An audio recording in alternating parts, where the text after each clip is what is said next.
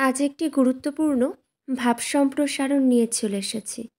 ভাব সম্প্রসারণটি হল বিরাম কাজের অঙ্গ একসাথে গাঁথা, নয়নের অংশ যেন নয়নের পাতা।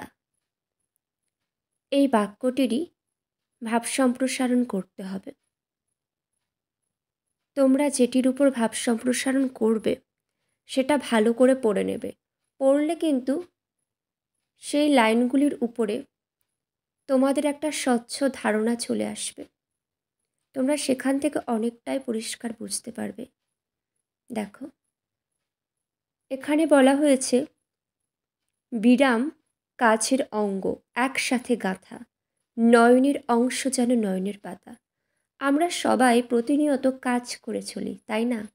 কিন্তু এই কাজের পরে আমাদের একটু বিশ্রাম নেওয়ার প্রয়োজন রয়েছে। আর এই বিশ্রাম যদি আমরা না নিই, আমরা কিন্তু অবসাদে চলে যাব। আমাদের কাজ করতে ভালো লাগবে না। কাজটাকে আমাদের কাছে কিন্তু অনেকটাই বোঝার মতন লাগবে। কিন্তু কাজকে বোঝা বানালে হবে না, তাই না? তাই আমাদের কাজের ফাঁকে বিশ্রাম নিতেই হবে, আমাদেরকে ভালো থাকতেই হবে। তো এগুলোকেই বোঝানো হয়েছে। এবার এই সম্পর্কে বিস্তারিতভাবে আলোচনা করা হবে। আশা করছি আরও ভালো লাগবে, পরিষ্কার হয়ে যাবে। দেখো, চোখের পাতা যেমন চোখকে বিশ্রাম দিয়ে দৃষ্টিকে স্বাভাবিক রাখে, মানুষের কর্মমুখর জীবনে বিশ্রামের ভূমিকাটিও সেই রকমই ভূমিকা পালন করে। অনবরত কাজ করলে মানুষ শারীরিক ও মানসিক উভয় দিক থেকেই ক্লান্ত হয়ে পড়বে, পরিশ্রান্ত হয়ে পড়বে। তখন তার প্রয়োজন হয় বিশ্রামের। বিশ্রামের পর আবার সে ফিরে পায় নতুন কর্মশক্তি, নতুন উদ্যম পায়, মনের জোর পায়। পরিশ্রমের পর প্রয়োজনীয় বিশ্রাম গ্রহণ না করলে মানুষ অবসাদে আক্রান্ত হয়। কাজ তার কাছে বোঝার মতন হয়ে ওঠে। কর্মভাব তার জীবনকে করে তোলে আনন্দহীন। অথচ কাজের ফাঁকে ফাঁকে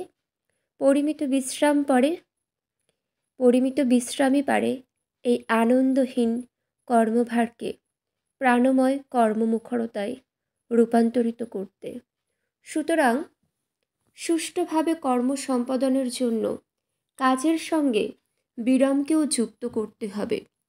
কাজের অবকাশে বিরামকালে মানুষের সৃজনশীলতার বিভিন্ন দিক বিকশিত হওয়ার সুযোগ পায়। বিরাম আছে বলেই মানুষ বুঝতে পারে সে আত্মপরিচয়হীন যন্ত্র নয়, তার নিজস্ব একটি জগৎ আছে। সব মিলিয়েই বিরাম তাই আমাদের কর্মজীবনের পক্ষে একটি অপরিহার্য উপাদান।